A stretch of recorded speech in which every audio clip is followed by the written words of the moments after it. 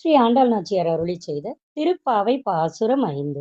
மாயனை மன்னு வடமதுரை மைந்தனை தூய பெருநீர் யமுனை துறைவனை ஆயர் குலத்தினில் தோன்றுமணி விளக்கை தாயை கூடல் விளக்கம் செய்த தாமோதரனை தூயோமாய் வந்து நாம் தூமலர் தூவித் தொழுது வாயினால் பாடி மனத்தினால் சிந்திக்க போய பிழையும் புகுதருவானின்றனவும் தீயினில் தூசாகும் செப்பேலோரெம்பவாய்.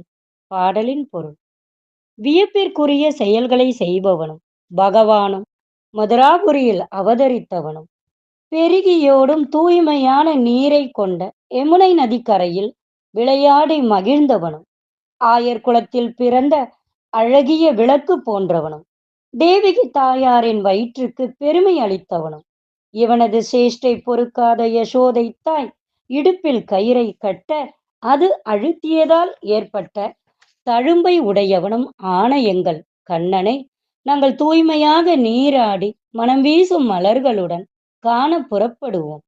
அவனை மனதில் இருத்தி அவன் புகழ் பாடினாலே போதும்.